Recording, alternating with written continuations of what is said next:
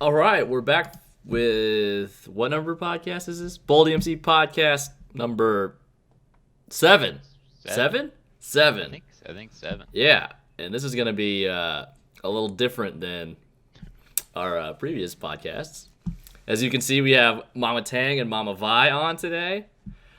I'm sure it's going to be full of embarrassing stories, and we're going to be very uncomfortable. So chat should enjoy this to the fullest. They'll enjoy it more than we will. Yeah. All right. All right, mothers, would you like to introduce yourselves, or are we good to go?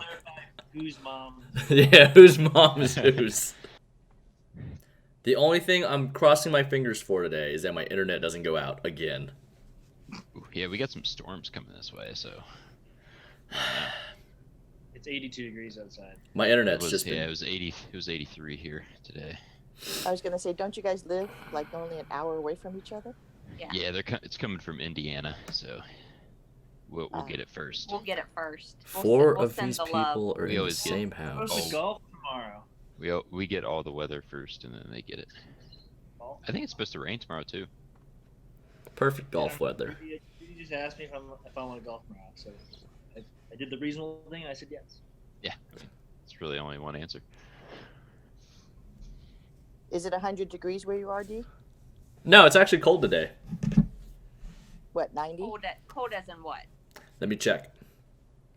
It's currently 79 degrees. Oh, pleasant. Frigid. It's cold. Over here. Freezing. Pleasant. In a few days, it'll be This 100, though. weekend. You love It's to see supposed it. to be 90. It's supposed to be 90 here on Monday. San Francisco? You getting that Indian Well- summer? Inland, it's gonna be high 70s in the city. All right. 90s inland. So hopefully all these crazy people don't decide to go outside.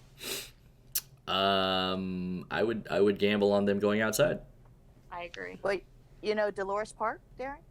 They ended up putting circles 6 feet away. I've seen a lot of places do that lately, Yeah. and I see a lot of people not standing in the circles. Yep. You gotta at least try. Well, it's right? funny. Our Vons they have one-way aisles now, and I don't pay attention to them. Nice. You and You're every that other guy. person. I just keep forgetting. Well, I see a bunch of people going one way, and then I notice. I go, "Oh, I'm going the wrong way." You have your own. I hear Tanya. Oh, Yeah. jeez. Brace yourselves, chat. She's back. I'm people in chat, man. They don't like Tanya. They really don't. You roast Tanya. There's only one person in chat that likes Tanya. Is there? Yeah. Because we were making that claim that Filipino people aren't Asian. Hmm. Hi, Mary. Hi, Mary. Hi. Oh, Tanya's changed. Wow. That was rude. Oh. Oh, we didn't get the moms to actually introduce themselves because they couldn't actually speak. Oh, because we were muted. Yeah, so you can go first, Trace. Oh, okay. Well, I'm Mama Tang. I'm mom to all 3. Gave birth to 2, but mom to 3. 2 of them came out of me. I'm sure you can tell which ones. You didn't realize that you had a child 2 years before you actually had a child. Yep. The only one that can grow a beard. So yeah, the 2 Asian ones are mine. Surprise. Yeah. Didn't see that coming. Oh, Monkey said Chris and Darren. Wow, somebody finally got it right.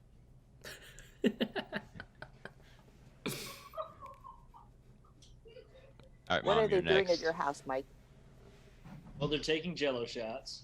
Oh Lord. Apparently, they're way too strong. Are you gonna take one? I think Mike No. might need to change rooms. All right, Mom, you're up. All right.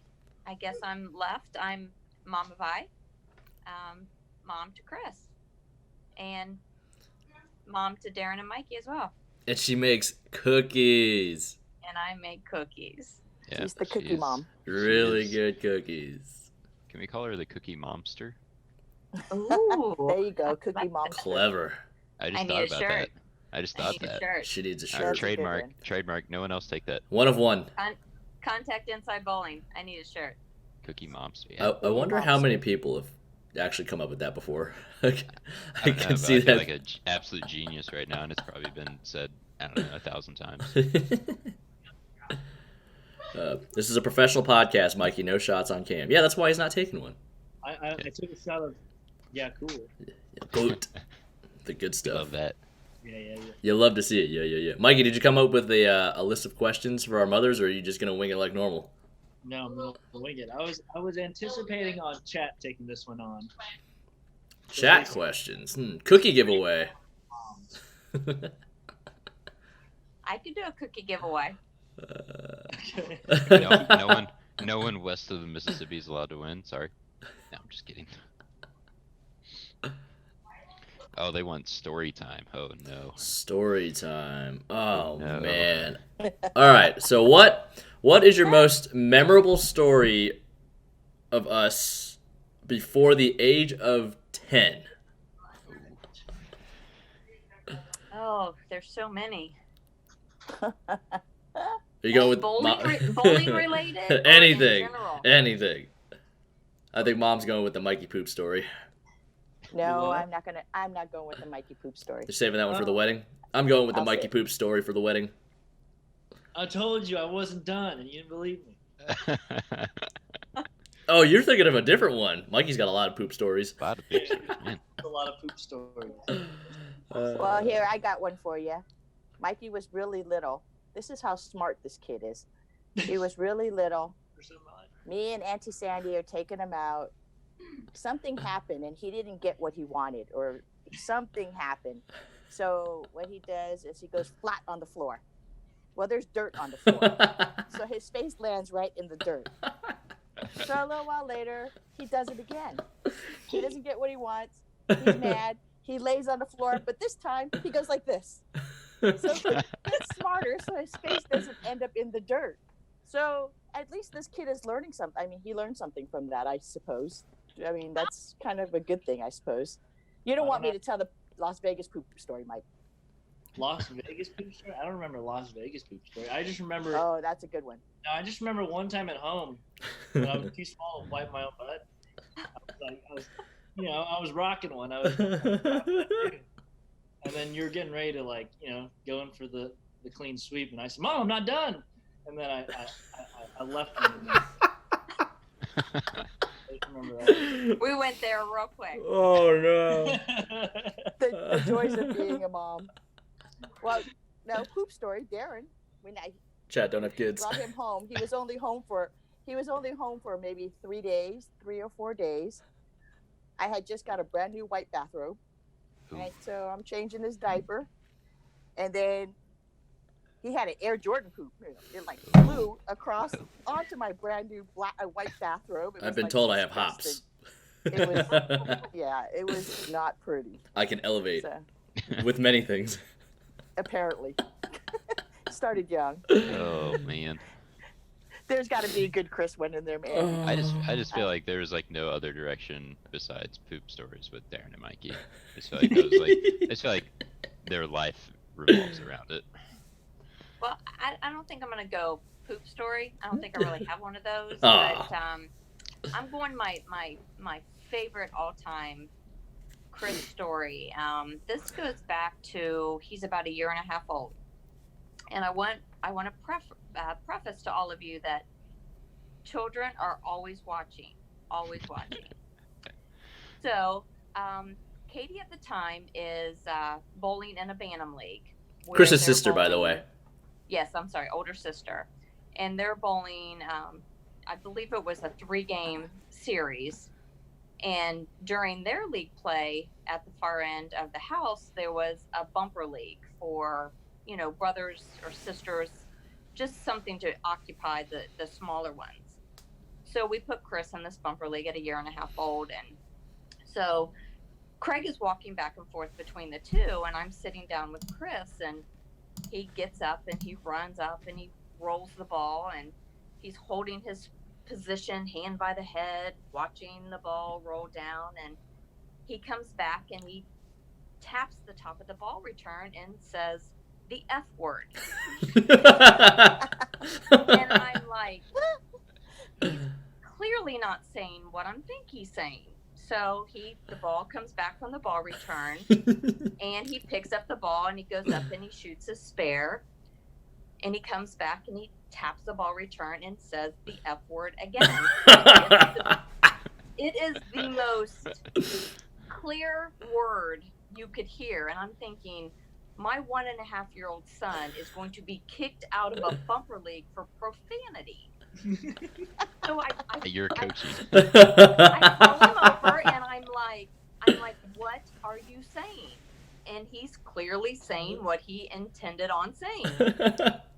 But he has watched many adult male leagues, and he just assumed that you rolled the ball, you came back, you hit that, and that's the word you said. So that was just part of the game. Part of the game. Better ball, strike. Yeah. I'm pretty sure there is one on. We have one on home video where I struck and I still hit the ball return and said the F word. He still, and then he stomp the foot, the arm goes like this. Yeah, because he has seen it all, so he clearly thought that that's what you do when you bowl. So as soon as we were able to say we don't say that, we were all good. That's the best story. Mom, chat wants. I was a Pete Weber. It's still like Pete that Weber. though, right, Chris? Yeah. It's just like waves, you know. It started out that way when I was 18 months, and then I kind of got calm, and then now it's just back. Now it's back to that. All right. I don't hit ball returns. So, Mom. Yes. Or Asian Mom. Asian mom, there you go. That helps. Chat wants to know about. They want your perspective. 2017 Team USA trials. Oh goodness. Okay. We're firing hot. We're going in My hot. perspective is, well, let me preface this by saying I was so happy that this happened when some of my best friends were with me. Being able to share that with them had to be the most exciting thing ever. And what I'm referring to is Angie and Craig were there. The Hattoris, which is Zach's parents, for those of you that don't know. And of course, Chris, Darren, Mike, Zach, and a few others. We won't name them, but a few others were with us. So Darren and Mike finished bowling, not well. I think it was a morning block. Yeah, we bowled a morning block. Yeah. Yeah. It was about 3:00 in the afternoon, and Chris and Angie went back to go watch the girls bowl. So I go, I'm going to go out and tell the boys, I'm going to go play some cards. Okay. So I go to a table and sit down, and literally 6 pie goes in a row. Never, ever have I ever gotten 6 pie goes in a row. It's almost like that dealer chased me off that table. So I took what little money I had left, walked away, walked to another table, sat down next to a lady in a wheelchair, sitting there playing. The lady gets up to go to the bathroom, and the guy deals me a 7-card straight flush. Wait, the wheelchair lady went to the bathroom? The wheelchair lady went to the bathroom. Did she actually get up, or did she? She wheeled herself to the bathroom. Come on, bro. You said she got up. She wheeled herself to the bathroom, Messed up. and literally 2 hands later, the guy dealt me a 7-card straight flush. There was another older gentleman on the table, the crappy table I was at. He followed me to this other table, sat down. He was playing also. And for those of you that don't know, there's an envy bet. So if you bet $5 on the bonus, if somebody on the table hits something big, like that 7-card straight flush I hit, they get a $500 bonus. So the older gentleman got the $500 bonus, but because the lady that was in the wheelchair that went to the bathroom, since she didn't play the hand, she missed out on the $500, which I felt really bad about. But did you give her $500? I would have, but she left before they paid me. Oh. They didn't pay me yet. It took them like 2 or 3 hours to pay me. So after I hit the 7-card straight flush, what happens is I open the cards, and when I open my cards, I open them one at a time. I don't look at them all at the same time. So I open up the cards. I have first 5 cards I open, I have a straight flush. So Thanks, I'm like, Chad. oh, cool. $370 or $350. So I'm all excited about that. Open up the 6th card, it matches. I open up the 7th card, and that one matches. I literally dropped the cards face up on the table, leaped out of my chair, trying to call Darren on my cell phone. The guy's like, "You got to set your hand." The dealer's like, "You still have to set your hand." I'm like, "Oh, okay, whatever, just set it." And so I'm trying to call Darren. I get Darren on the phone. I'm like, I could barely touch the buttons on my phone because my hands are shaking. I get Darren on the phone. I'm like, "Oh my God, Darren, oh my God." And he's like, "What? Are you okay? Where are you?" I'm like, "Pingo table, you got to come right now." And he comes over, he looks at the table, and he goes, "Oh my God." I go, "That's what I'm saying." I go, "I couldn't talk to you on the phone." But pretty exciting stuff, you know. Never in a million years do you ever think it's going to happen to you, you know. But I think it's funnier when I tell Darren, I'm like, "Darren, go tell Angie, go get Angie, go get Angie." Go get Angie. Well, literally, he walks in. Chris and I are standing there watching the girls bowl. Darren walks behind us and he stands between us and he puts his arms around each of our shoulders. And he says, "Mom just won." And we're like, "Great." He's like, 300 and was it 50, 75? Yeah. Hold on. You forgot the best part about it. He comes up to us, puts his arms around us, leans in, and says, "We eating good tonight." Yes. We have no context of what happened at all. No context. He's like, "We eating good tonight." I was like, "Oh, cool. We're going out." Like, all right. Like, whatever. Where are we going? Well, and then he tells us starts the to number, explain. but he fails to use the word 1,000 at the end. So we're like, "Oh, $350, $375. Wonderful. That's great." Then he looked at us and he goes, 1,000. We beeline to try to find it. She couldn't sit, she couldn't stand, she couldn't walk, she couldn't talk, she couldn't do anything. So Well, it was funny because my husband doesn't text me very often, and he literally texted me maybe 5 or 10 minutes after I had hit it. And I text him, he texted me about something else. I text him back, I go, "I just won 369K. And his response back was, "Dollars?" And I'm like, because he knows I like to play penny machines. I thought he said pennies. No, he said dollars. Oh. I asked if it was dollars. And I'm like, "Yeah, it was dollars." I'm like, "Not Dollars. pennies, it was dollars." So, but like I said, the best part is being able to share it with everybody. I have a little something to show you guys. And shortly after, Dad bought a Porsche. We had a Yeah, good but he bought that with his own money. Dad bought that with his own We money. had that, and then a month after was the Masters that we both get in. It was a good There month. is where we went to go eat that night when we were eating good. We That were was a eating wonderful night. Good. It was That was wild. one of my favorite pictures. Yep. The crew. The The crew. crew and their moms. But yeah, we ate good that night. But that's part of the fun, being able to win something like that and being able to share it with everybody else that's with you. They knew where you were the rest of the time we were there. Oh yeah, they marked every movement. What was it, Mikey? I think I gave Mikey and Darren a $500 chip to go play. I'm like, "Here, play on them, right? Go have fun." Mike beelines it straight to the cashier cage to catch his chip. Before Mikey became a degenerate. So he goes straight to the cashier. And didn't they ask you, Mikey, where you got Yeah, that like, chip where'd from? you get this? I was like, "My mom. She gave it to me." And then they're like, "Oh, is that lady?" They had to pick up the phone and call somebody. And then it was like, "Did she just win a jackpot?" And I was like, "Yeah." I was like, "She did. Yeah, okay." Oh, that lady. Yeah. She looks just like me. Yeah. So Yeah, like, they track all those big chips. Yeah. But it was kind of cool, you know. They comped us 3 suites for us Yes. to finish our stay there because Yeah, we were 'cause we were staying at a house. We were staying at the San Jose house. We were Oh, staying at a yeah. house Yeah. Yeah, So we I went told- and packed up and moved to the suites. We Yep. went. Because they asked me, Yeah. the guy asked me, he says, "Oh, are you staying here?" I'm like, "No." I go, "But if you want to give us some suites, I need like 3 of them. We'll move." Sure I'll enough. take 3. 3, Yep. please. That's They where the gave us picture of 3 me and Darren's suites. shirt came from.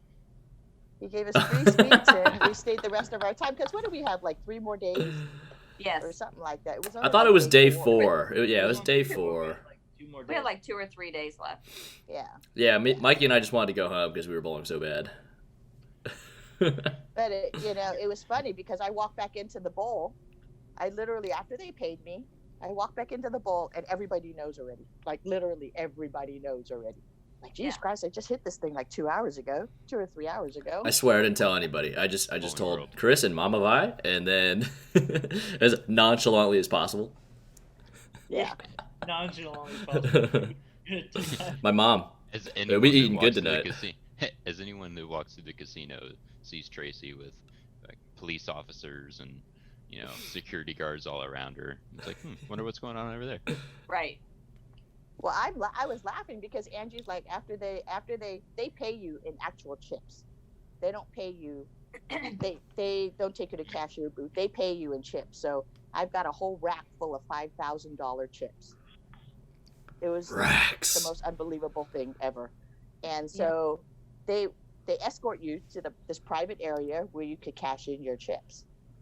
So so they take their 25% for taxes, and they cut you a check for the rest. Big time. And I kept everything that wasn't a $5,000 chip so that I could share and we could play and whatnot and have our steak and lobster that night. And so Lobster. we ate pretty good that night. We ate wonderfully that night. Darren didn't lie. We were eating good that night. Come on. Well, for sure. as far as we're concerned, there's nothing that makes you happier than seeing good things happen to good people. So we were beyond excited that she was able to hit that jackpot, because she certainly deserved it for all that she does for everyone. So we were really, really happy. So it worked out good for everybody. It's Darren's got somewhere to live, and everybody has somewhere to hang out when they go to Vegas, and it's all good. Yeah, it's all good. Hoson said, "Who has more career earnings, Mama Tang or BowlDMC?" Mama Tang, 100%. Up until this year, it was a landslide. Up until this year's we're creeping up there. We're getting closer. They're getting close. Mikey, do you remember what you were doing when it happened? Yeah, I was walking with Perot's to go redeem $40 of chips. You had $40 too? Yeah. When I got the call, I was first in line, waiting to cash my chips. I get the call while I'm still in line. She tells me what happens. I'm like, what's happening to my mom? She's laughing and crying at the same time. I have no clue what's going on. She can't speak, and I'm just over here confused. And then she tells me the amount, and then I look at my hand at my $40 in chips, and I'm like, do I even need to cash these in now? Who wants these? You did that, and then you came and found me, and I was on like the other side of the floor. You found me in Perot's, and you were like, you got to go see Mom at the pie cat table. So I'm like, all right. So me and Perot's at the pie cat table. And Mom's just like, all right, chat. So there you go. That's the actual $5,000 There chip. it is. I remember that picture. Of the wall that when you're going up the escalator and you see all the winners, that's like the picture that they put there. Yeah, exactly. And this is actually 175. Darren and I went back 2 weeks later because Darren was bowling a tournament. We're sitting at Sunset Station waiting to turn left into the parking lot. Because we got a free room again. And we got a free room. Of course. And They want their money back. They're love not it. getting it. But this is what we run into. Yay! We saw it when we were there for the college term at the end of that month. We saw it too. So I guess Zach was laughing. He goes, I have to look at you every day I drive by that place. We're always watching, Zach. We're always watching. Dude. It's like looks like a most wanted picture. Right. This lady took all of our money. Find her. Well, it's actually a good thing they used my real name. I mean, they didn't put Tracy up there, so it says Charlene. Yeah. So no, unless you know what I look like, you have no idea who that is. So right. It's true. That was the saving grace part of about that. We know what you look like.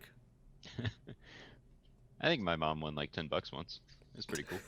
Maybe, yeah. No, she was winning more than that. We sat at a machine after I won the jackpot. Your mom and I, we went to go play somewhere, and she was winning on that machine. Everybody eats. It's probably the most she's ever gambled in her life. Everybody eats. Pretty fun. Well, it's pretty fun when you're not gambling with your own money. Right. It's always fun when you're gambling with their money. House money, baby. That's right. That's right. I love it. Yeah, that was funny because I had never even hit a Royal Flush before I hit that. Yeah, In fact, no one has time for that. In fact, I just hit a royal flush for the very first time this year. I think beginning of well, maybe it was in December. That was the very first royal flush I'd ever hit. But I'd sit on a table with Jacob Buttriff, and he'd hit 2 of them while we're both sitting there. Unreal. Oh, Butters. Same thing with John Trzynski. He's another one. I remember that. You guys played during every single time he and I played together, he hit a royal flush. You were getting so mad too. I remember you were complaining. I don't play with him anymore. I'm just not playing with him anymore. And then, well, that was the time too, Darren, that you guys came downstairs to get me and said, "Hey, we're going to go to dinner." I'm like, "Okay, so give me a couple minutes. I'll join you guys." I had left that table, and my seat hit a royal flush 10 minutes later. He said, because Trzynski was on that table. He goes, "Your seat hit." He kept trying to find you. He kept saying, "Hey, you want to go play? Hey, you want to go play?" Because he knew that when he was with you. Yep. Every single time. I'll buy in for you. And the better part is he plays $1 on the bonus. So instead of 5. So he gets 150 to 1 instead of, he gets, I think it's 150 to 1. So he gets $150 instead of $750. Right. But he still gets the $1 bonus, which is 500. So he gets 650 instead of 1250 or something like that. Chat said drawing a royal flush is a 1 in 645,000 chance or odds. Odds are 645,000 to 1. Okay, so chat, what's the odds on hitting a 7-card straight flush with a joker? Infinity to 1. It's actually not possible. Waiting. Somebody will find it. Yeah, there's got to be some crazy odds, but it happens. I mean, it a lot of people have hit it, so it does happen. You just got to be at the right place at the right time, as with anything. Chat said, "Wait, what did she say? A 7-card straight flush with the joker?" No, just one joker. There's only one in the deck. Yeah, just one joker. This is saying 1 in 786,444. That's what the odds are on hitting a 7-card straight flush with a joker? I haven't seen that, to be honest. It doesn't. Seems like I can go out and do that tomorrow. Easy money. I think I'm going to head to the casino. 7-card straight flush without a joker, though, is much more difficult. Or a royal flush with a royal match. I've never seen that, royal flush with a royal match. So... I'm just trying to do a gambling podcast. I don't know, but I just found this, and this guy's a dealer. And he's like, "Oh, I just dealt this one." And he's like, "I was wondering what the odds. This might have been your dealer." Is it an older grayish guy? I don't know. It doesn't have a picture. Well, the funnier part was it was a Sunday, and the guy that was dealing, it was an older guy, and just so happens the television was facing him. So he's watching the game, right? As he's dealing, he's watching the game. So after I hit that 7-card straight flush, I go, "Hey, now you got 2 hours to sit there and watch the whole game." Doing him a favor. He's getting paid to watch a game. I just did you a favor. You love to see it. And you tipped him well. Yeah, I tipped him very well. Yeah, probably more than I should have, but they got quite. You made someone's day. Hey, they all share it, so. Spread the wealth. Well, the funnier part is they can only put $25 chips in the box. So, with the tip being so large, they had to convert it all to $25 chips and jam them into the box. We're gonna need a bigger box. Yeah, and jam it into the box. So, yeah, it's funny because that night too, when I went back to go play, there's this old couple, I guess they're locals or whatever. They're like, "Did you hear some lady hit that 7-card straight flush today and didn't even tip the dealer?" I'm looking at him and I'm laughing, right? And the dealer's laughing because the dealer knew who I was, knew that I was the one that had hit it. And because when you check in now at a table, when I check in at a table, they use my first name. They don't use Mrs. Tang. They use my first name. So anytime they do that, they use your first name. You know that they've hit something big. So, yeah. Red flag. Check in at that every time. Yeah, that's a red flag for that dealer to know that that's who that is. But it was funny because They didn't even, how rude. They didn't even tip the dealer. I'm laughing. I'm like, That's like how social media works. Just wrong facts. People start saying it.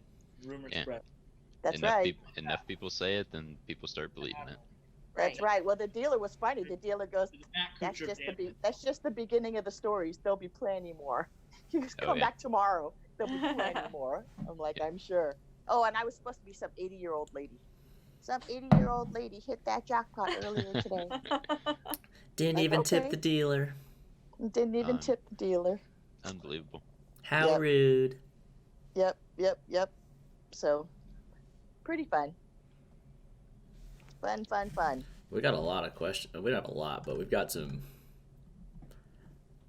kind of controversial questions. Probably ones that you can't really answer.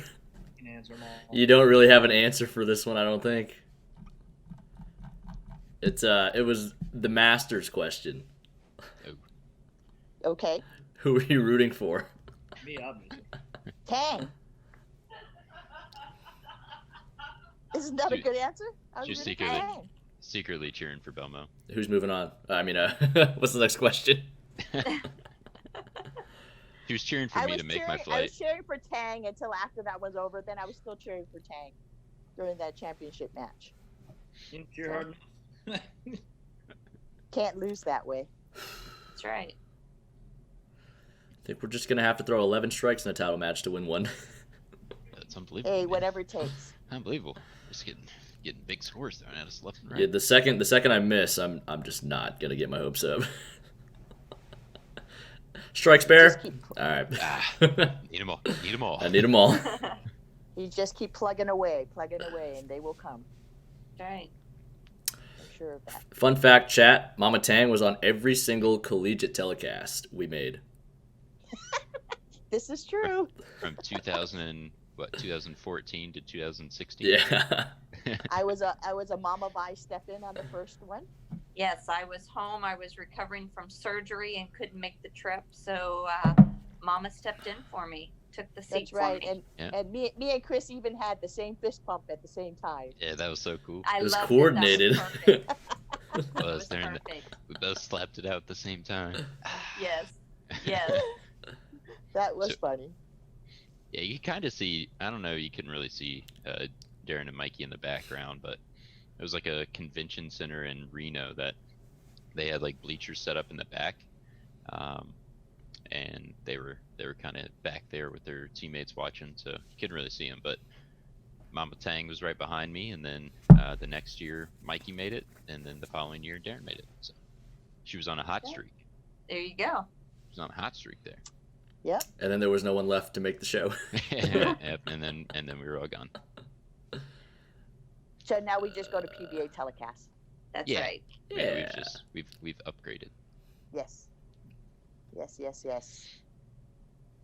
So hopefully we'll be able to see something this year. Speaking of slap outs, you had a pretty memorable one. Oh, the one where I busted a vein in my hand? I did bowl before, chat, just so you Let a know. junior adult. But didn't I have like seven in a row? It was or 5. eight It in a row, was something it was like on the that, 5th or one. something? It was on Oh, the 5th fifth one. It was pretty early. Were there even For the brackets or Yahtzee. anything? Yeah, I It's called slapped it pride, out so Mikey. hard I busted a vessel in my hand. I hope you were in all the brackets because that would justify it just a little bit. No. I missed I that want to help tournament. my junior win. Isn't that the point? You want to help your junior win. She slapped it out so hard she popped a blood vessel. Oh no. Those Mom, were intense Mom, how long times. has it been since you've bowled? I'm trying think- to think. I was still in high school, I believe, right? You were in high school. We bowled in a Saturday night mixed league with Scott and Bonnie Dobie up Yeah. here at Northridge Lanes. So probably your junior year, maybe. Yeah, so that's I don't what, think 12 we bowled years? Yeah, I don't think we bowled your senior year. Been but about yeah. 12 years. High game of the old 299. 299. Ooh, Yeah, you topped Three Mama pins. Tang. the old 3 That's right. That's a good story there too. What, 11 in a row, Big Four? No, the way you tell the story about how it happened is better. I don't remember. I don't really remember how it happened. Well, all I know is that 12th ball. I just put a little extra on it and went straight through the No, face. no, Good no. That's for. not how you tell the story. And this Mikey knows what I'm talking about too. The old tour thing, like, someone starts speaking on the mic and Oh yeah, that did happen. Blame the guy making sound. Yeah. That did happen though. Yep, my friend Mark Giotoku. He's announcing big pot winners. Ooh, right under the bus. Just as I'm right about to throw the 12th ball. You had to say his name first and last. Ooh. Absolutely. Chat's about to find this man. Start DMing him. What's wrong with you? Well, he even came up and apologized to me afterwards too. After we finished bowling, he goes, "I am so sorry, Tracy." He goes, "I didn't realize." Like, oh well, is what it is. See, that's where our miss comes from. It comes from Mama Tang. When you need one, you just overhit it. Yeah, you want to blame somebody You just want to make sure you carry that 10 pin, right? She went from 4 revs to 4 1/4. That's right. And went straight through the face. Really spark up. You just tried to carry the 10 pin. You struck the entire game. Why would you have to try? But Mom did too. I thought she might. I thought she might big 4. That was right through the heart. The 3 pin there. 3 pin. It was a lot. It was a lot of 9, to be honest. It was a lot of 9. It was rough just walking to the line. I just, I'm like, the ball's here. Now I have to walk. I don't ever want to be in that position again. Ooh, yeah, we should have them. When your legs are wobbling. Oh yeah. We give chat tips on how to handle that situation. It's much easier watching than it is performing for Absolutely. me. For me. It's funny. It was funny because obviously like watching her the whole game, and he's like she kept striking, and like Mom was a good bowler. Like she never really shot any huge games, but she was a good bowler, and just like kept striking. I'm like, all right. Kept striking. I was like, all right. And then she gets up the first one. I think the first one was like, I think it went Brooklyn.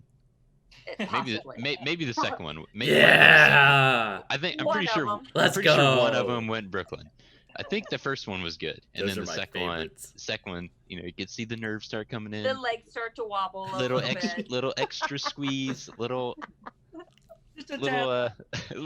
Brooklyn. Hey, it was high flush though. 10 back, no big deal.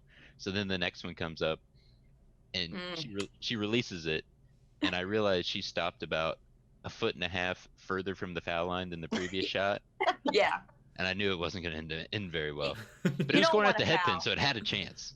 That's all you can ask for. for. Was an honor score. You just want the honor score. You don't want to work that hard and have nothing to show for it. So I'll take the $2.99 regardless of what they look like. I'll take it. Hey, for sure.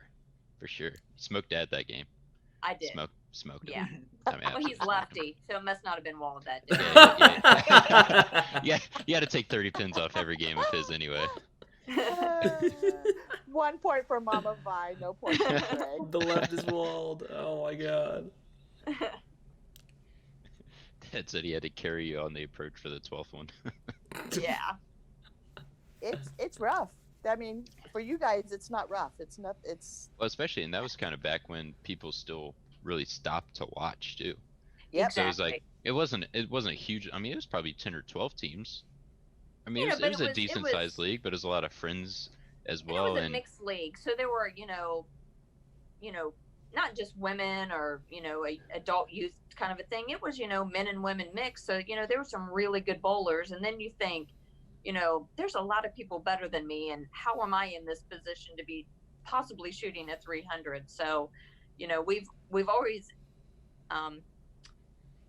prefaced to Chris that sometimes it's just a game, because anybody can shoot a 300. It's the series that means a lot, because that's a consistency of really good games. So yeah, look at Mikey, 10 years old. Yeah. Damn, shade. Anybody could do it. But you have to think, there are a lot of, a 300 game followed by not so many great games after. But yeah, Mikey. I'm getting roasted again. I get roasted. They're throwing you under the bus. I'm not doing it. Beep beep. I mean, so what? I shot 750 or 656, and I shot 300. Hey, 656 was still a good series. Transition's tough when you're 10 years old. That's right. There is no transition when you're 10. You just keep staying in the same spot. It's like, why did it stop striking? Yeah. So why does it keep going so high now? Must be hitting it more. Yeah. So for the chat that doesn't know this, Mikey, when he shot his 300 when he was 10 years old, he's actually been on Regis and Kelly, and he's also been on the Today Show. Chat's probably So like, I'm what's not Regis sure and if you Kelly? could- Yeah, right. Regis and Kelly's Kelly for and you Ryan. young kids, Regis and Kelly's a talk show. So I It's wonder now if Kelly you could and YouTube Ryan. that. Yeah, now it's Kelly and Ryan, but yeah, it used to be Regis and Kelly. So they flew him to New York. No, He got Regis a and chance to Kathy. bowl. Regis and Kathy. It It was was- at Kathy the Lee time it was- Gifford. Yeah, I but at the got time it was Kelly. Kelly when I got when Mikey Kelly. went. It was Kelly Gotcha. because Mikey actually got to meet who's the guy with the big clock. Oh, Flavor Flav. Oh But yeah, He's in Vegas all the time. Yeah, he bowls at always Sunset there. Station. Yeah, we see him all the time. Yeah, he we was do. actually on the show the same day, and I think one of the Miss Universe. I think Miss Universe was on that day too. Yo, Nice. Mikey, But, get those digits, bro. yeah. Nice. On my flip phone. On your sidekick. Yeah. No, I wasn't. His sidekick probably wasn't even out yet. Sidekicks. We had flip phones up until. You had the we razor. We had the katana. We didn't have. Nice. That was the Blackberries. Now we have iPhones. We had the business phone, the BlackBerry. Oh, I had a BlackBerry Curve, baby. Had a whole keyboard on it. Oh yeah, I had a BlackBerry Curve. That thing was. The orange one. We were all business. All about business. That's funny. Chris's first phone was actually his sister's phone. This She, is a good story. She broke a few rules, decided, she didn't want to do what she needed to do when she needed to do it. So, took the phone from her, handed it straight to Chris. So now he had a Nice. new phone. And, With a bunch of girls' numbers in Hey! older girl. it. Bonus. Instant access.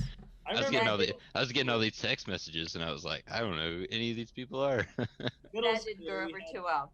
we had like texting phones, and we weren't allowed to text because it wasn't in our data plan.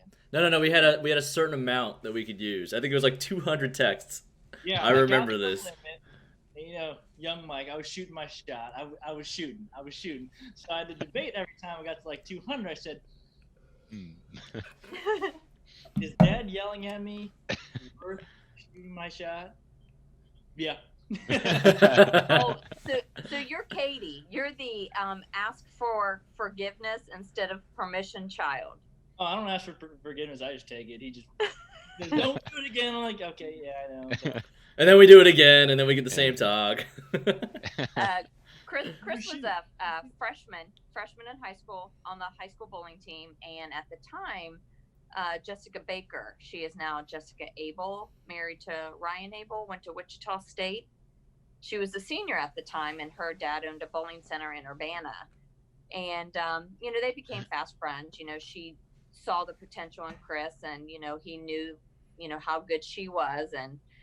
And so a couple times a week, she would swing by the house and pick him up, and they'd go up to the bowling center and bowl practice a few games. And, all of his friends were like, Chris, she's you're a freshman and she's a senior and she's picking you up. And he's like, but dude, her dad owns a bowling center. So he was all in for the free games. I was in, man. I was sold. He's working it. Yep. Hey, got plenty of free games that way. Yep. And she's still a good friend to this day. Absolutely. We went to their wedding, Ryan and Jess's wedding. Really good friends. She was a great friend. Yeah, it was funny though, and because I think a few times she actually took me to school. Yeah. So we'd pull in the parking lot. Obviously, they have all their parking spaces when they actually have cars and all that, and then we're sitting there walking into school together, and all my friends are just like sitting there at the door. They're like, Yeah. Yeah, bro. And that was back when I was really small, and I was super embarrassed. Yeah, 4'9", about 85 pounds, freshman in high school. Oh yeah, I was tiny. He's So little. I was very embarrassed. So I was always like the they'd be like, "Hey man, nice," and I'm just like, "Stop it, guys, stop it. It's not like that. It's not like that. It's not like that. I'm just in it for the bowling." Sure you are. It's funny. So I have to share this with you because I was watching that last. Anybody see that Last Dance? That Michael Yes. Jordan. Oh Yes. yes. Don't spoil anything. I've only seen the first two. Oh well, no. I'm behind. It was just an observation. That, a lot of times moms do know best. Because did you know that Michael Jordan did not want to take the meeting with Nike? Mm-hmm. His mom says, "You're going. At least hear what they have to say. You're going." And sure enough, he went, and look what happened. Yeah. Now we own multiple pairs of his shoes. Yes. Yep. But I mean, it's kind of a lesson to be learned. I mean, it was just kind of one of those things that I guess at the time, Converse and Adidas were the big guys, and Nike wasn't very well known yet. And so he didn't want to take the meeting. He didn't even want to talk to him. Right. And He the thought mom it was says, a waste of time. Yeah. "Yep." His mom goes, "You're going to go." He goes, "You have to go at least to see what they have to say." Wait, what are you trying to say, Mom? So I'm just trying to share with the chat that, you She's guys should saying, kind of listen to your to mom. me. Do everything I Listen to your say. parents. Sometimes they have some good things to say, Sometimes they have good advice. Doesn't always work out that way, but sometimes, Oh, sister's in the chat, and she wants me to tell Aunt Tracy that Kinsey loves her gifts.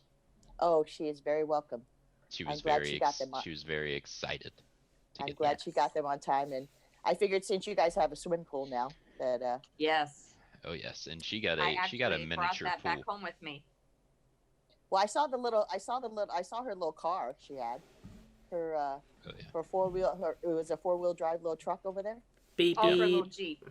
Yeah. her Jeep. That's pretty cool. Actually, Darren and Mike used to have one. Chris used to have a monster truck. Oh, I think it was Darren that had the truck. We got to bring him Yeah. back. I had a Chevy Z71 too. Yep. Yeah. Matched his grandpa's. Oh yeah, it was Darren the had daddy. he had a little, I don't know if it was a truck I or a had no car or idea whatever, what it but it is. was one of those battery operated ones with the little Yep.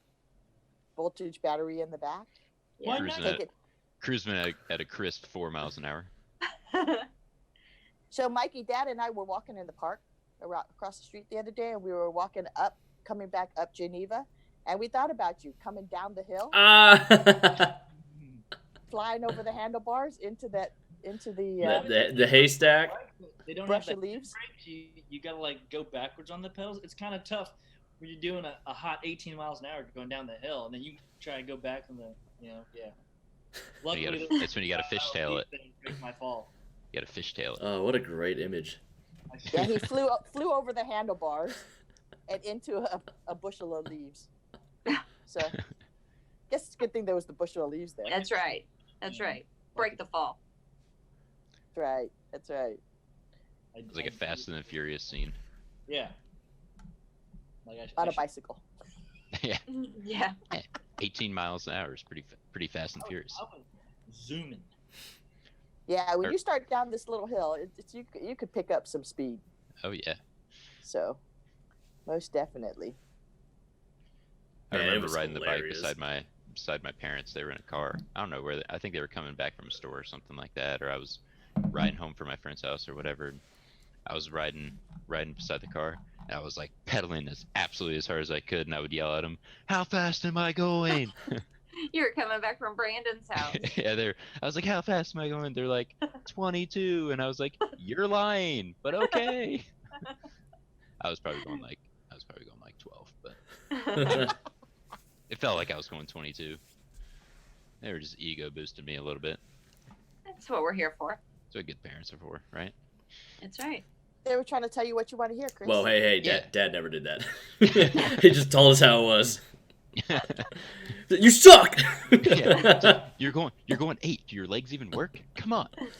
Are you telling me that's how you're doing push-ups? Chest to the floor. Basketball, it's like you got to shoot above your head. I'm like, Dad, I'm 7 years old. If I shoot it above my head, it goes about 2 feet. See, but you guys learned a lot, though, right? Give Thomas a break. He meant well. You learned a lot. We did. Yeah. You don't Where learn. we are today. You don't appreciate things that your parents teach you until you get a little bit older. It's true. It is really. We're just spoiled little brats until we grow up at whatever arbitrary age. Some never grow up, but And it does get a little harder. We are mothers to grown men, and sometimes it's hard to find our place because we still see you as our little boys, and you're always going to be our little boys. So sometimes you have to take a step back, and you guys, the three of you always make to me really good sound choices. You Absolutely. do take a minute, you think it through. Craig and I are extremely appreciative of the fact that Chris has Darren and Mikey to use as a soundboard, throw ideas out there. We would hate to see him out in this journey by himself. Because being out there, what you guys are doing day in, day out, week in, week out, it can take a toll on you if you don't have somebody that you can rely on to raise your chin for you when your chin is on the floor. So we are so very thankful and appreciative of the family that he has out on tour. So or drag our chins on the floor together. Yes. It's been many of those days. we support each other in our downfalls. Like, oh man, you're down here too. Yeah, we cry together. We ride together. There you go. Our rider cries. You ride and die. Yeah, our rider cries. Oh no. Katie also said parents are good for leaving you in parking lots. Okay. Here's the story. This is a good one. The four of us, we're at a Kmart, and we are leaving the store, walking to the car, and we had at the time we had a 4-door sedan, and I'm not sure, for some reason, Chris used to sit behind his dad because he was younger and smaller, so he had to worry about less leg room, and Katie was taller, so she sat behind me. That's how it worked. And for some reason, when we got to the car, Chris gets in behind me and shuts the door. So Katie gets up to the car and she opens the door and tells him to scoot over, and he said no. So she shuts the door, Craig shuts the door, and I shut the door. So I heard 4 door shuts. So we back out of the spot and we proceed to leave, and we look at the rearview mirror. You guys didn't back out. You just pulled through because she was behind the car. And she was chasing the car, saying, "Wait for me, wait for me." Because we heard 4 car doors. We thought she was in, but she just shut the same door twice. And so I can't tell you for how long after that we would get into her car. She goes, "I'm not in yet. I'm not in yet. I'm not in yet. I'm not in yet." So poor child. I felt so bad. Yeah, I definitely would take the blame for that one, but it was hysterical. Yeah, he wouldn't scoot over, but yeah, I heard 4 doors shut. So good play. Oh, we got. It's happened to Mikey. Except that was It intentional. always happens to Mikey. No, that was intentional. Yeah, that one was Fair, intentional. Katie did get me back. Katie did get me back when we were in the car with Grandpa, and I think she actually wouldn't scoot over the second time, but he had a truck and it was just they didn't have a back seat, so it was just like one bench seat across. So you pretty much you had to scoot over.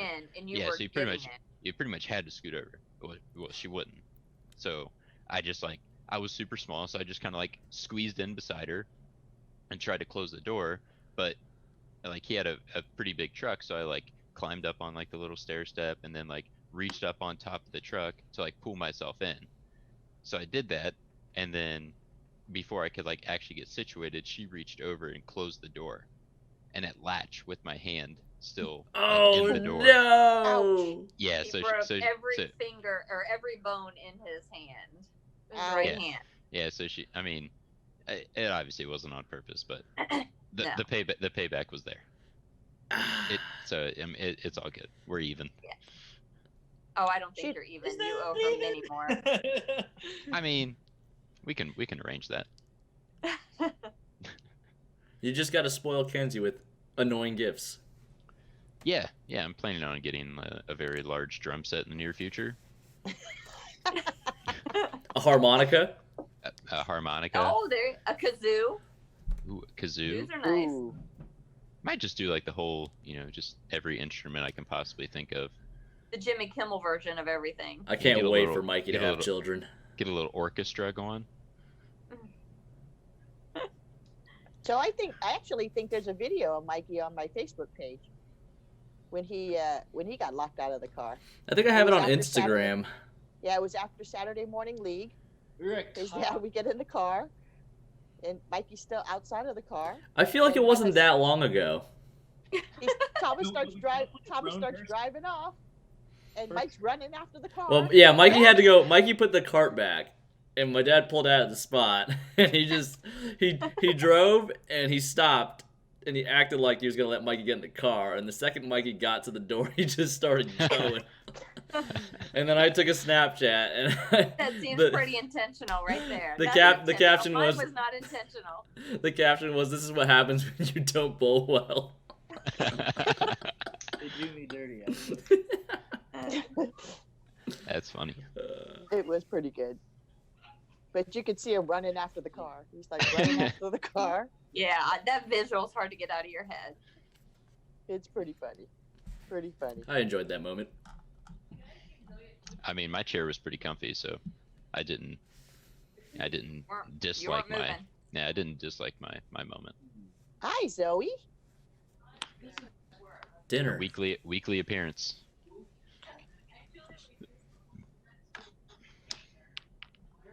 I think we had a question a little. I found it. Okay. Question, highlighted message. How did each of you help the boys cope during youth bowling when things didn't go well in the lanes? Oh boy. I'll start because my story's probably My a little mom said, smaller than "Suck yours. it up." Started paying fines for all the ball returns you broke. yeah, there's a lot of checks being written to bowling proprietors. Probably a better Oh, question yeah, for Dad to probably. answer. The way because Chris started so young, he was in a Bantam League at the age of 3. He won his first all events tournament at the age of 4. So he Gas was me up. pretty. Gas me up. So he was pretty successful early on. So a lot of people were, they knew he was paying a lot of attention, and it was easier for us to set really small goals. Going to a tournament, what do you want to? There it is. Boom, baby. Still got it. With the name and everything. Yep. Does it fit? Chat, does it fit? Might need a reslug. Maybe I mean, it's pretty close, right? it's a little bevel knife. Yeah. Just work it out a little bit. We're good. Just hit it with the bevel Yeah. sander a couple times. But what we did going to tournaments was, what is your goal for the tournament? Is it to average a certain average? Is it to make a cut, to just be plus, or whatever it may be? We never allowed him to make his goal to win the tournament. I think more times than not, you're not going to be successful at that initially. So, just start with the very small goals, and then anything above and beyond that is bonus. So, if you make the cut, that was your goal, and you end up winning the tournament, you made your cut and you won. So that's bonus. So, just, letting them know that each tournament, the chances of winning are this. And, as long as you've set a realistic goal, and you have achieved that goal, then anything else is plus. So Thought I should win every tournament since I was 4. Yeah. It's pretty upsetting when I didn't. yeah. Yeah, it's hard when they're successful young, and Mikey was, successful young, and I'm not real sure Darren's backstory on when he started and so forth. But when you guys are successful youth bowlers, there is a really large target, and expectations are quite high. So I sucked until last year. beg to differ. Yo, Brad in the chat. Let's go. Brad, I'm surprised Brad's not in the gulag right now. Brad, what's up, you bald son of a bitch? Wait, did somebody say that? No, that's what I say. Oh. No, that's our that's our connection with Brad. That's how we greet. BFM, the bald eagle. I'll get back on with you guys soon. Me too. Maybe tomorrow. Me too. I played COD once in the last week. Mikey, have you played since you hit 888? I don't think I've played with you since you've hit 888. No, my internet's been really bad. It's probably Tanya's. Yeah, probably because Tanya's taking. I blame Tanya. We all vote Tanya. It's Tanya's 100%. fault. 100% Tanya's fault. It's always Tanya's fault. Yeah, and talk about somebody with a target on her back. Does it to herself. Oh, that's Mary. Y'all are mean to her. I didn't say Mary. Why are you getting mad? You're mean to her. It's a two-way street. Okay, you're mean to me too, but I'm over it. That's a two-way street as well. You can't even deny that. Brad said he shot 96. My advice didn't help. Come on, Brad. But it's only the cops. Oh, I'm sorry, but they're coming. The bobo's coming. I'm leaving Monday. I'm sorry. Hi, Tanya. I'm not sorry. I'm sorry. Chat, you guys have any more questions for our moms? Brad, get good. I think there were some other questions. Brad, I gotta explain it in person. It's much easier to show you rather than just speak to you as we're trying to shoot people. I'll show you in person, Brad. I got you, bro. What, is he playing COD with you guys? He has been, but he's been trying to work on his golf game. Oh. I was trying to give him some tips last night, and he apparently didn't translate too well for him today. Mom, did you approve of Tanya and I's marriage? What? She's hesitating. That means a no. That's a no. Well, we're divorced now, so it's okay. You don't need to worry any longer. Hesitation means no. Okay. So I have to share with chat the story about Mikey. He's I don't know if many of you know that he played basketball for high school. Yeah, I was He basically did. like, I was like, I don't know how they haven't released a documentary about me. Yeah. I was basically like Michael Jordan. I think. Well, that was he played basketball in high school, but he also played golf in high school too. But I had short basketball, you have to understand, Mikey and Darren went to a school with, there was quite a few African Americans. Thugs! Yeah, they're kind of thuggy. And They weren't all African American, Mom. There were thugs of all colors. There was, yeah, it was. There it was were. a mixture. We were in an area where gang violence was prevalent. We weren't allowed to wear red or blue to school. Yeah, that was a no-no. But Mikey, so you know how during lunch you guys pick teams to go play? No, this isn't appropriate. Okay. Just Well, can't say the okay, I word. won't share that. Oh no. Moral of the story: Mikey ran the lunchtime basketball courts. With It's like a- everybody. He's like a smooth crossover between Michael Jordan and Tim Duncan. Yeah, basically. I mean, if you guys need an accurate description of Mikey's basketball game, that's pretty much what it is. Are you Mike Duncan or Tim Jordan? Just take the greatest basketball player of all time, and then the most fundamentally sound basketball player of all time, and you have a professional bowler. It's pretty obvious. It's pretty obvious. Yeah, Professional bowler than a recreational golfer. yeah. Recreational golfer who likes to play basketball. Then it. It's pretty simple. Just tell us anyways. We don't care. I care. All right. A dude at lunch basically just said this N-word hella raw. Yeah, like Directed they at were Mikey. Asian, and then there were the African Americans. I don't know if I can say black. The black kids, and then the yellow kids. And I was playing with the black kids. It was me and the black kids, and then the Asian kids. He's hella raw. Yeah, yeah. We didn't lose. Just saying. Oh, Mom, here's one for you. Did you Okay. hear about anyone telling, like, kind of, basically, did you hear of anyone complaining about me being two-handed or telling me that it was wrong or cheating? Which I know you have, but if Yeah. there's a story that you remember. I don't know if, a particular story. I do know that early on in Chris's career, bowling two-handed, we were told, by many, he's not going to be successful. This isn't the way to bowl. He shouldn't be doing this. All of the things that two-handers typically hear. So, hearing that from individuals, we sat him down and we thought that maybe this isn't what you should be doing. Maybe you should be bowling with one hand, just as everyone else. So I think we dedicated maybe a season, maybe season and a half of him bowling one-handed. I'm trying to think. It's the worst year and a half of my life. 9-10 years old, maybe, guessing. Yeah, around that. I think I was 9. Yeah.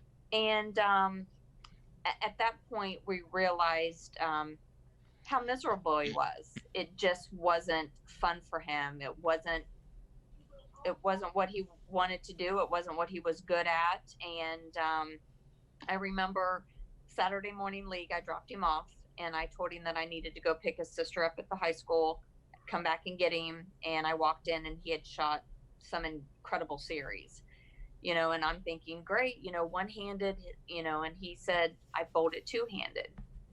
And that's it. He has been two-handed, never went back to one-handed. And, it's the style that best suits him.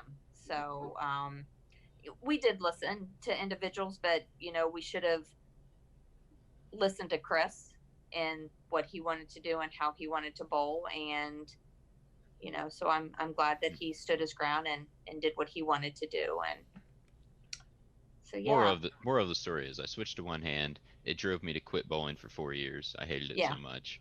I took off my traveling basketball career that went absolutely nowhere because I rode the bench most of the time. And then I realized that I wasn't going to be a professional basketball player. So I decided to go back to cheating at the sport that I love. Yeah. And look where we are today. And look where we are. We're successful. Still cheating. I love it. My life story. If you ain't cheating, you ain't trying. If you ain't cheating, you ain't trying. And you better believe I'm trying. I'm going two-handed now. I'm inspired. Let's go. Yeah. I got you, bro. Well, at least now, Darren, you use your thumb. I've always used my thumb. Not when you were younger. Yeah, I did. Well, then how'd you make it so weird? Why was it so weird for you? I mean, it was... God, it was gross. I wish I could find a video. Did you try two-handed? No, it was like a... Smallwood It- with a Pete Weber backswing. The ball went straight into the ground. Didn't have much of a flat spot. Nah. But It was bad. His foot was this direction. I mean, it wasn't facing forward. Yeah, So the ball was too heavy, just swinging. His foot Darren was an literally injury waiting was... to happen. That's what he was. His foot was parallel to the foul line. Hey, there are some bowlers out there that are like that. So basically, if Darren wasn't 13 at the time, he would have had torn an ACL or 3. Right. Yeah. Basically, Probably. So that's what we're going at. Something. And then he decided one summer, he says, you know what? He goes, I want to learn how to bowl. No. My thought process was, I don't think I'm going to get any better bowling like this. Well, that too. But, and he took a step back and he worked hard at it. And there you go. He is where he is. He made the commitment to get better and made the commitment to It was ugly. change. It was ugly. I mean, he did not score well at all. It only Well, took one probably- summer to get back up to where I was. Yeah, he probably struggled for a good 3 or 4 months, and slowly he had to relearn how to bowl. I mean, This was at 13 years old, like a child's most stubborn years. I don't know where that came from. and he made the change, and had he kept doing what he was doing, I'd probably have 7 titles. he would not be where he is today. No, no. And that's what another thing that Chad has to understand is, these boys aren't where they are just overnight. I mean, there has been, I can't tell you how many telephone calls I've gotten at, 10:45 at night when Chris is driving back from a tournament, an hour to his hotel saying, I just can't do it. This isn't for me. I'm not as good as them. I can't even make a cut. And, it's really hard as a parent because you know what your child's capable of doing, and they just don't see it in themselves. You can't worry about the successes of people around you. You just have to worry about your adventure, just getting better each and every week. And, once you see what others see in you, then you will start to become successful. So, yep. That actually kind of answers one of the questions that someone asked. Answers it pretty much perftly. They were saying, can you guys remember a time when the boys wanted to quit, or how did you keep them motivated? I was gonna say if you can remember 3 months ago. Yeah, I mean, phone calls that we had.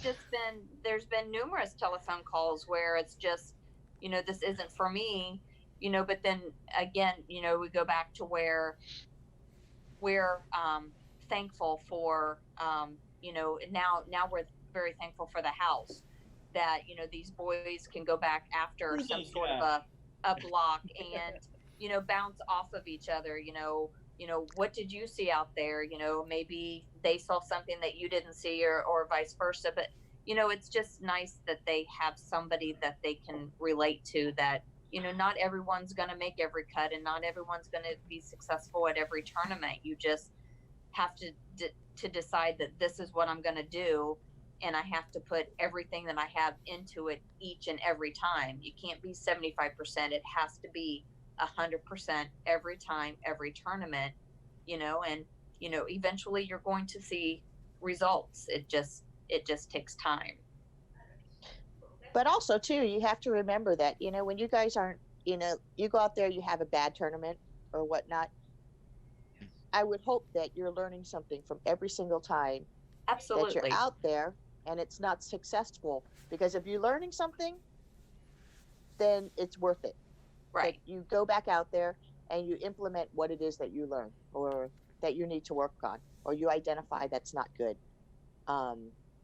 And it's very, and I can't tell you guys, those of you that are in the chat that eventually would like to do what these guys are doing, or,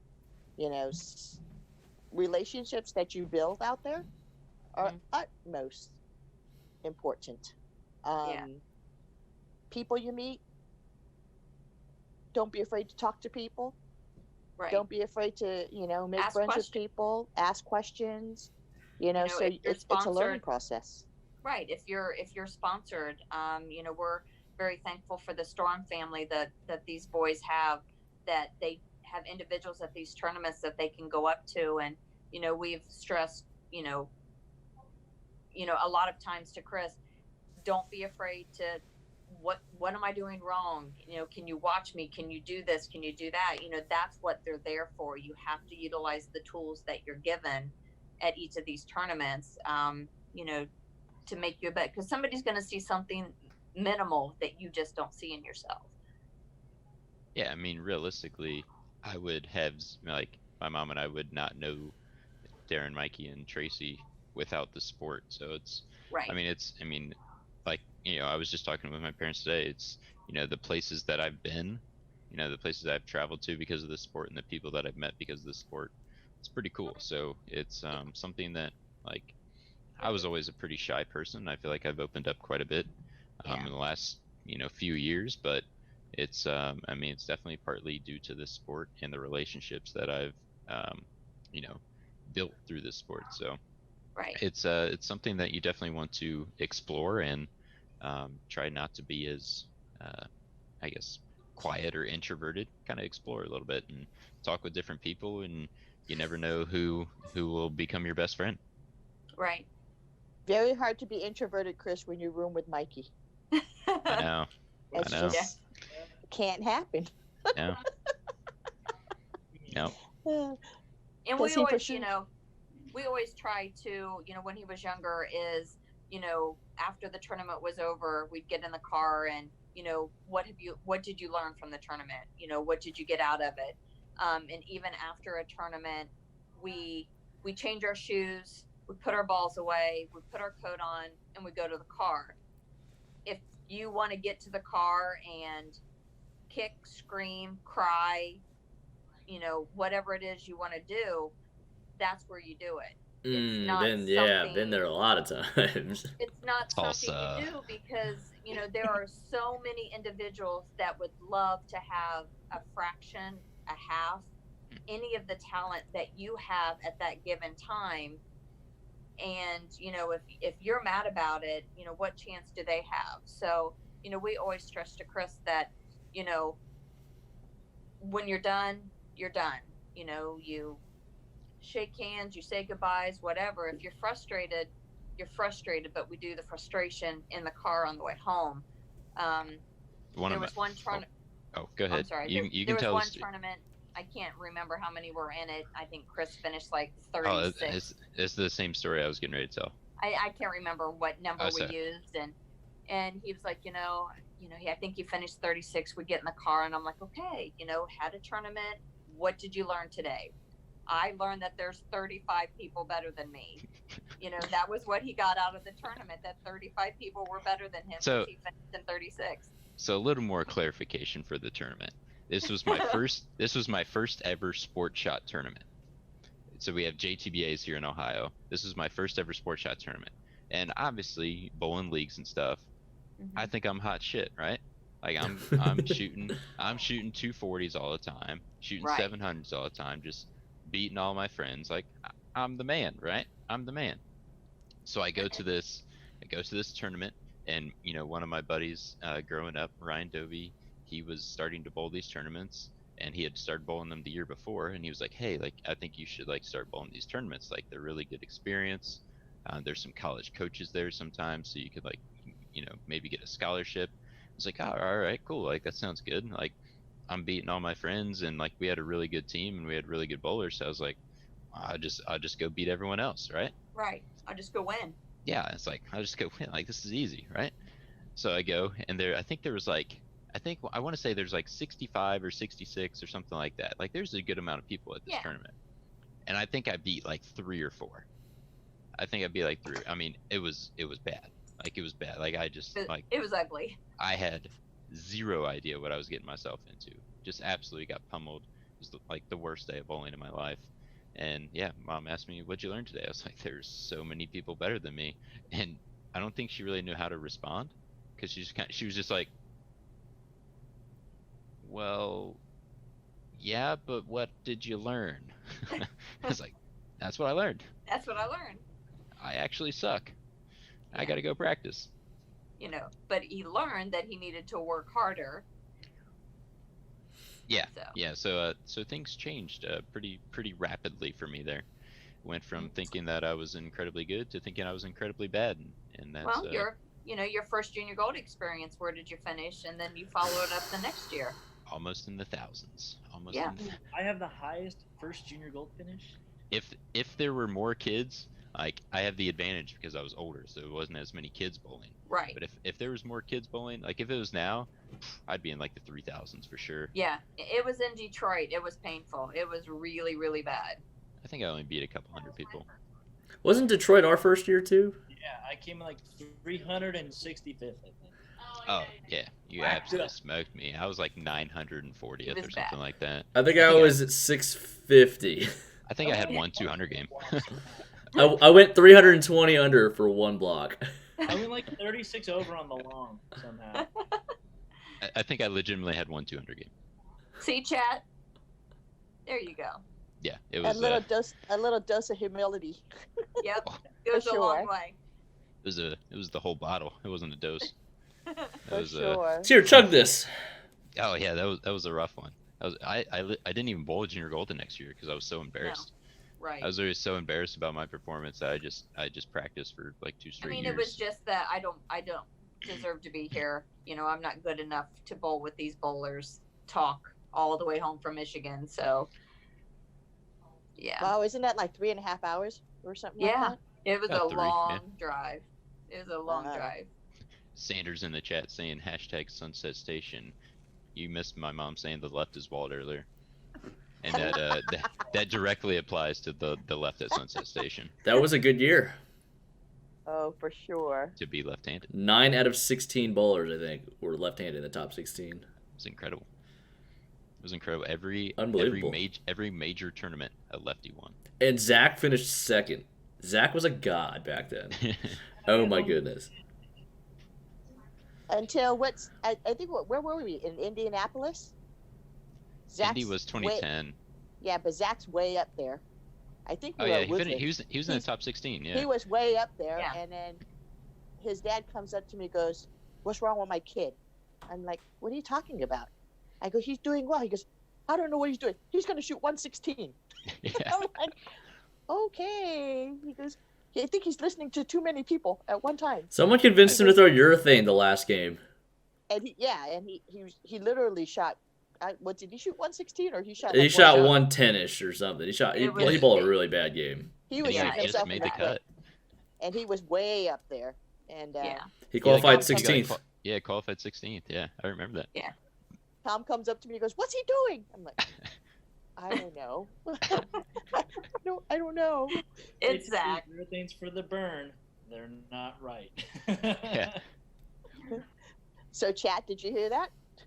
Urethane for the burn. You'll shoot 116. Yeah, don't throw urethane on the burn. You'll bowl games like Nick Pate. What was that? 123?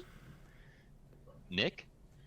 Yeah. He has Nick's many had- bad games. Nick's had several games sub 120. His 3 lowest games on tour, I think they equate to like 370.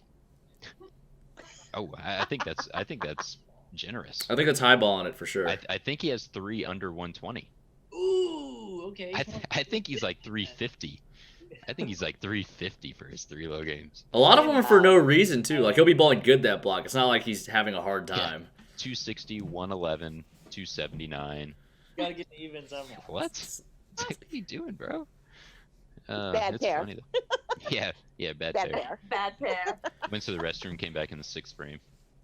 Chat. Bad pairs do exist, but there's no reason to bowl 110. There's no reason to shoot 110. That's bad spare shooting. Yeah, Or bad strike shooting. That's just bad management.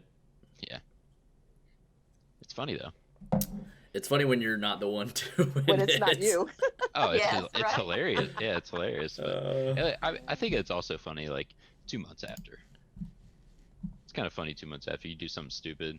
You can laugh at it. I mean, if you have a good sense of humor, at least you can laugh at it a little bit later. But at the time, if you're shooting it, probably not so funny. No, that's why. Not If you fun to don't, watch either. if you don't have a Not good fun sense to of watch. humor, you can't be a part of the house because we like to laugh and we like to burn each other. And if you can't Lots of- handle it, then Lots of roasting. don't expect to ever be a part of the house. Ooh, for both moms, I think we looked at Yeah. the same thing. Yeah, we did. What moment are you most proud of so far to date? Go ahead, Trace. I have to think about that one. There's many. There are many. She has That's- double the amount to think about. Yeah. Yeah, that's. I mean, There there's are many different memories for many different things. I could say, you know, making junior team for the first time, making adult team, winning world gold as a youth, winning world gold as an adult. A lot of those things we would go back to because Chris, maybe you can tell me, were you 24 when you shot your first sanctioned 300? I was 20. Yeah, 24. What the Okay. hell? Yes. So we had this conversation. I'm never going to shoot a 300. I'm never going to be good enough. Why can't I do it? I always choke. I suck. All of the above. You won a gold medal before you bowled 300. Yep. That's incredible. Four years before I bowled a 300. I think you're the only person on the planet ever that will ever have that status. Or achievement. If I didn't shoot it that year in league, I could have had 2 gold medals, adult and youth, before I shot 300. That's wild. But that's the thing that we said, okay, we'll give you a 300 game, but you need to give me back something that you've accomplished. And he didn't want to, because go back to our very beginning of this podcast, a 300 is just a 300 game. There are so many things that you've accomplished over the course of your career that far exceed just bowling a perfect game. And then once you bowled the perfect game, it's, the whole monkey's off your back, and they were happening, every week or every month. Shit, or now whatever. you've got 58 of them. He was shooting, several at the time, and then, just anything where your child is proud of what they've accomplished is a proud moment for a parent. So, even if it's, making, 2 major shows, even though there were no wins, it's still a huge accomplishment. Those are things that we're proud of. Proud moments don't always end in a successful ending. So, being picked for the, the PBA draft is another thing. It's just seeing stepping stones of their careers make wonderful memories. So I can't just pick one. So I totally agree. Yeah, I totally agree. I think probably my proudest moment, and it wasn't even a win. It wasn't a win of any kind. It was probably when it was the shootout for the Master Show, where the 4 people for 3 spots. The 4 people for 3 spots. Take that, Bill. That What you was mean? pretty. We won that shootout. I know, but that was. Well, yeah, technically you won the shootout. You won the mini. You won the mini event. I mean, seeing both of your children make the same show at the same time, it's a pretty incredible feeling. Right. It's second to none. I mean, and no it's matter even what more happens. challenging. It's even more challenging for you because many times both boys aren't successful at the same time. So, you have to kind of find your balance on being happy for one, but yet very supportive and consoling for the other. So Correct. You have a very difficult job. I'm thankful that I have just the one, but then again, I have the 3 because when, they're bowling, they're my children as well. So, it is hard. It is hard to find the balance, but I agree with you that, the wins aren't what we're the most proud of. So Yeah, it doesn't always come down to that. It's seeing your children be successful in something they love to do, right, and getting to that point where you're seeing them grow. right. And the last couple of years, you guys have grown a lot. All 3 of you have Right. become, not only incredible bowlers, but you guys have become incredible human beings. You guys have been incredible responsible men that are out there, and a lot of people come up to me. Said man. Then we get the peanut gallery. I don't think I've met the height requirement to become a man. I know, but have you seen Mikey's mangoes? They've grown a lot. But it's pretty incredible, time and time again. You guys don't really realize. Hang on a second. They're calling me mean? That was messed up. All right, continue, Mom. Sorry. There are so many times. I go. It's all right though. I got thick skin. There's so many times that I get somebody that'll come up to me or send me they'll find me on Facebook and send me a random message. I have no idea who this person is. They'll send me a random message and go, I met your boys out here in wherever town you're in. And not only are they great bowlers, but they are very respectful gentlemen. And you know what? That's probably the most Right. proud is Right. when people tell me that they don't know you from Harry. They don't know Right. They don't know me. But I'll get random messages on my Facebook page. You know, they'll find my name and they'll message me or whatever, and they'll say they are so respectful. Yeah, the Mhm. boys that you have raised, you guys have done you and your husband have done an incredible job. The boys are so Right. respectful out there to everybody, and that's part of Right. how the three of you guys were raised. Mhm. As a parent, that's probably one of the biggest things that Right. And it's not bowling related. It's the fact that people can be bowlers, but you have to be an incredible human being along the way. And I think that's what we're probably the most proud of, is the fact that we don't have to worry about him saying something stupid or something out of place. That we know that he's always going to be respectful and cordial, and puts himself out there, to be successful. Except for when I'm in the bumper league and I hit ball returns. That's the only time. Yeah. Well, you got to start somewhere. I've grown up a little bit, so You have. gotten a little bit better about that. now you just don't hit the ball return. Yeah, ball returns aren't scared of me anymore. No.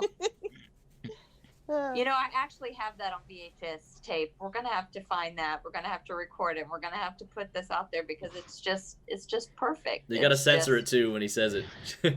Bop, boop. I don't even know. The audio quality of VHS. I don't know. You probably can't. I don't even know if I actually verbally said it.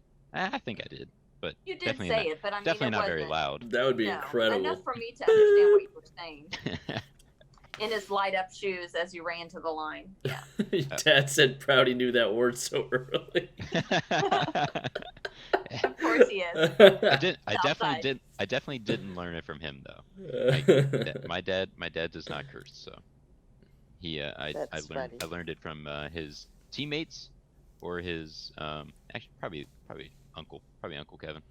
Honestly, that's probably where I heard Uncle Kevin. He was like the I don't even know how to describe it. He's basically like tour bowlers are now. Just very polite. We always say please and thank you. We don't say bad words yes. ever. We are very courteous, and Yes. that I am full of BS right now. Yes.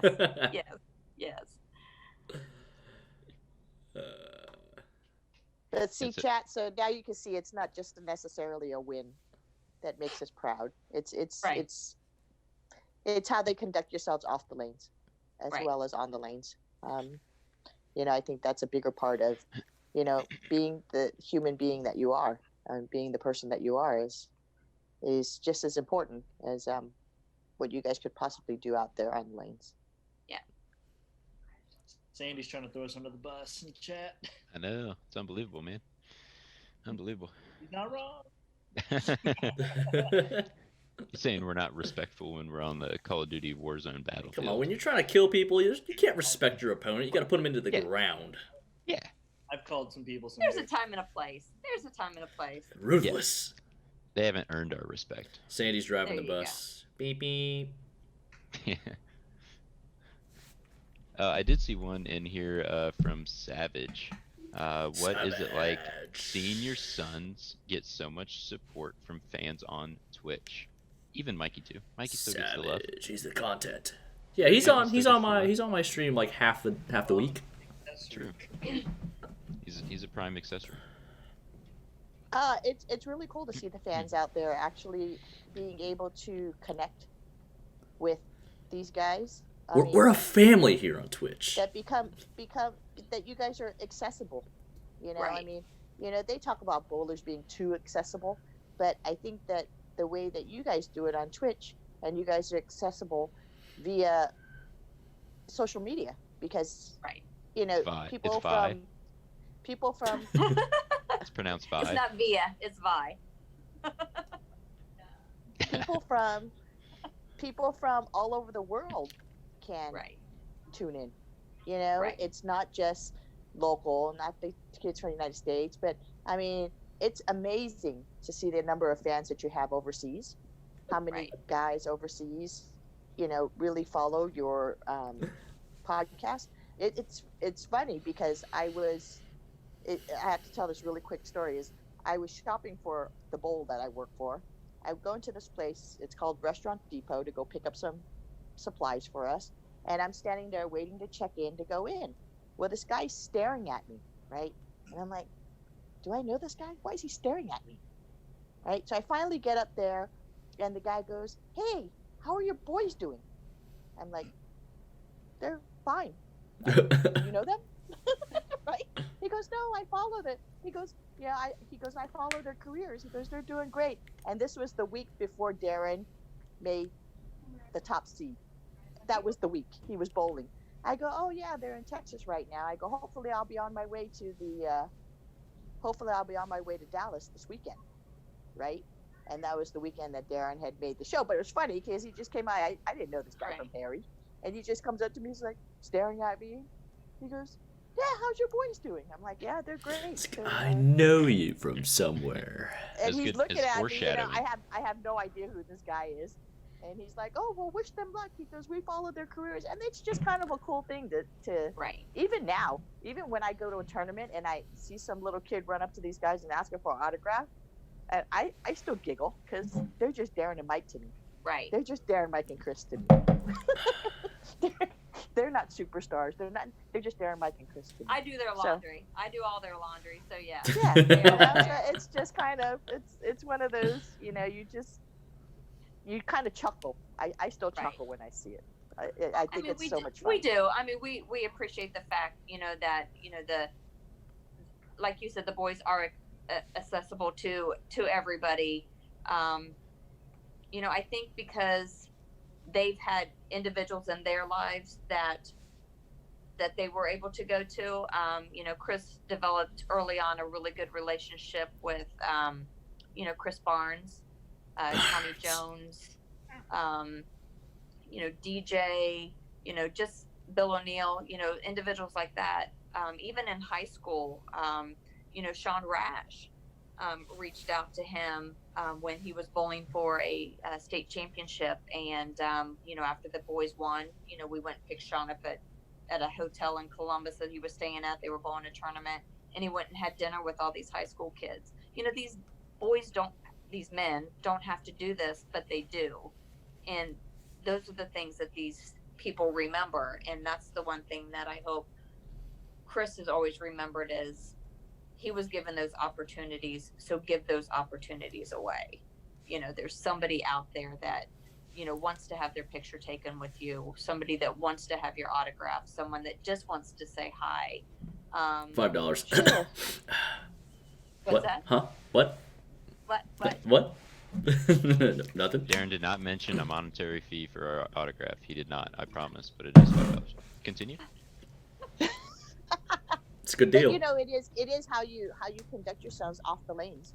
That people remember you and people respect you for that. I mean, I'll never forget that one time Mikey was bowling junior gold. Darren was coaching. I was bowling junior gold. Mikey hasn't missed a spare, at all. He hasn't missed a 10-pin all day long. He's bowling, freaking misses a 10-pin, and he's pissed because he just missed a 10-pin. He had missed one all day. He turns around, and this girl goes, can we get a picture? Oh, I remember that. Wasn't that in Chicago? Yeah. Yeah, I was there. I think I took the picture. Yeah, because Chris was coaching too. It was both of them. It was Chris and Darren. I drove up to watch. I think I took that picture. I remember I was watching from afar because there were a couple other kids that I was coaching on the same squad, and I saw it happen, and I was like, "Is that girl really asking for a picture right now?" I mean, but she didn't know any better. You know what I mean? It wasn't a big deal, but it's how you handle yourself when you come back from situations like that people remember you. So you could either create a fan at that moment, or you can get somebody that hates your guts for the rest of their lives. So it's a decision that is a split-second decision that you make, and the only way you're going to make that right decision is if it's already ingrained in how you are and how you've been brought up. So I think that's important. He smiled. He turned around and smiled. Kudos to you, Mike. And then he went back to. You were. I smile. But to be able to do that, to turn around and just take a picture with, when you're clearly upset. I mean, Right. clearly mad. Right. And, and I want to say, what were we, Chris, like day 3? Or it was kind of Yeah, deep in. We yeah, were kind it of was deep deep in. into it was deep in the tournament. Yeah. Yeah, I remember that. A couple of tournaments I've even, had a conversation with Chris, and I was always really eager to, I was very, very vocal. When he was bowling tournaments, I was the mom that sat behind him, if he would miss a spare, I'm like, you got to have those spares, you've got to, this, and this. Mom was a very big cheerleader. She was a cheerleader all throughout her life, growing up, cheerleader, gymnastics. So this was just very normal. That was just normal for her. It's just really hard when you played golf, because that was a really difficult time for me to because I can't do that up there, but I was always very vocal, on, you've got this, you can do this, let's go. But then I got to a point where, as he got older, I just, had a conversation with him. I don't think it was during a tournament. I'm like, what do you need? Am I doing something? What can I do? And he looked at me, he said, I just need 15 seconds. He said, I need 15 seconds from the time I threw the shot before you try to talk to me. I have to process what it did. And, I respected him for that, because, I was immediately on him. What did you do? Why didn't you pick that up? Why did you leave that split? Where, he needed to process what had happened. So, I learned to remove myself a little bit, to give him the space and myself the space to not immediately jump, at an action. And I think that's helped him too. And I hope that I've given him that space now, at tournaments. The worst was going up there, missing the spare, and obviously you're already pissed off because you missed the spare. And then you hear in the background, "Oh, come on, Chris." I'm like, what? I'm trying. Like, what? I mean, what else do you want me to do? Like, I mean, I can't make it every time, but yeah. I mean, it's really funny, obviously, to look back on now. But it's like you missed the spare, Right. You're pissed off, and then your mom's pissed off that you missed the spare too. But she's not pissed off at you. She's just pissed off, and it's just Right. like, man, like, all right. But She's just knowing, pissed off because you just lost 10 pins. Yeah, That's why exactly. she's pissed. but knowing that you needed that 15 seconds really helped me, I think, be a better support system for you, and sometimes, chat, you have to do that. If you have a parent that's coming in, your dad's always yelling at you because you're missing that, have a talk with them away from the lanes, not during the tournament, of what you need from them to help you be better at what you're doing. Sometimes somebody needs, the thing with Chris was easy for him when he bowled tournaments is to distract him while he was bowling. If there was somebody there, where a friend of his, and they would laugh and talk, he'd go up and, throw a ball, and he'd come back to join the conversation. He was relaxed and he was comfortable. So he didn't really focus so much on the tournament. He was just enjoying the moment. So it kept him rather relaxed instead of high strung. So, So Darren and Mikey, do you have a process that you need after you've bowled from your mom or from a ball rep, or does it not really matter? No. I mean, I think at this point in our careers, it's more of a personal thing to where we handle it ourselves. We don't really rely on other people to function when we're performing. Mm-hmm. But a big thing for me growing up was the and we learned this we went over this at camp one year. I think it was 2018. With the disapproval of a parent. And they may not know that they're doing it, but when a child looks back and sees a parent's disapproval, it doesn't help either party. Right. So that's a big reason why I don't look back, or I don't look up when I walk back from a shot now. Yeah, which I feel like a lot of people do, but that was definitely changed since we've obviously started doing it for a living. Mm-hmm. Right. Yeah. Well, we know. I mean, it's not our job anymore. I mean, the ball reps are paid for that. So. Just from my standpoint, that's why I look at the ground, so I don't have to see another variable that may throw me off or make me feel a certain way that I shouldn't be feeling at that time. When I need to get back on that next shot, I don't have to think about how somebody else feels about how I'm performing. Right. I kind of do the same thing. I guess I don't even realize why I do it, but that's probably why I do it. I'm the same way. Like, I throw a shot, I pretty much always walk back with my head, or like looking down, or my head down. Well, it's not because we're down. It's just because that's what we've trained ourselves Just to like, do. Yeah, it's just like more Right. like taking out of any more outside variables. Right. That's good to know. People always look like, oh man, like you look so pissed when you bowl, or you look sad when you bowl. It's like, no, I just. Yeah, I hate that the I just don't look. most. when they tell me, oh, you should smile more when you bowl. I'm like, Right. do you smile when you do your job? It's like sitting there at the computer, like, yeah, I love typing in. I mean, numbers all day. unless This is you're awesome. Unless your job requires you to smile at customers or something, like why would I smile when I'm in the midst of competition and trying to win a title? That's how I see it. We're in a competitive battlefield. We don't need to be smiling. I mean, I'll smirk every once in a while if I know it pisses my opponent off.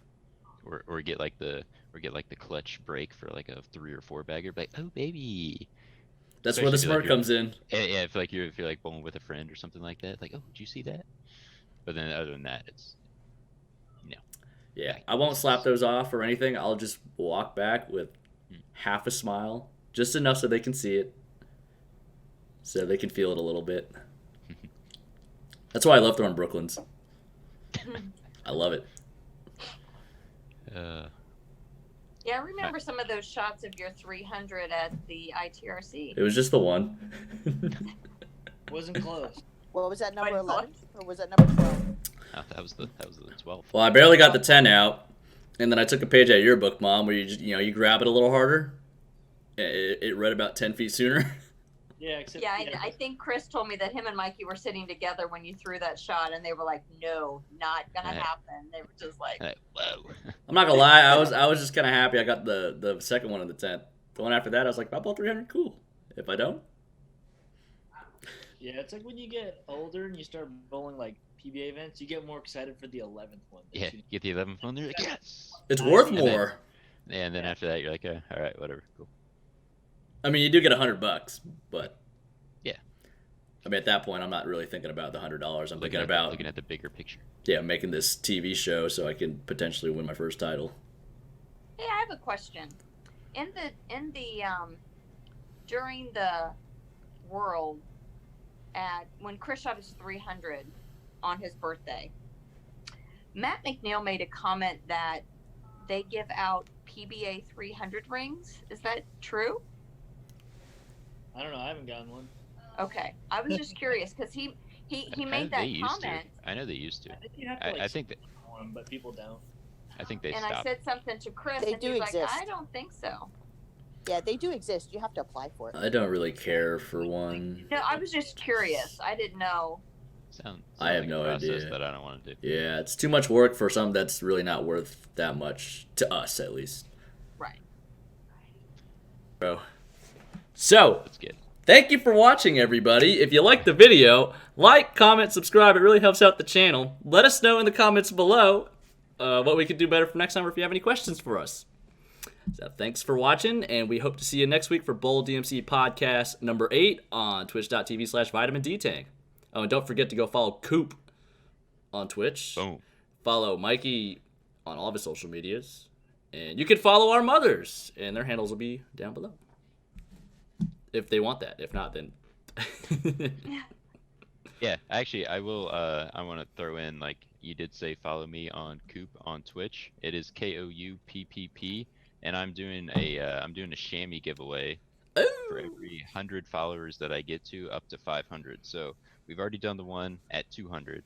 So once I get to 300, once I get to 400, and once I get to 500, we're going to do a chamois giveaway at each of those numbers. So go ahead and hit the follow on that channel, and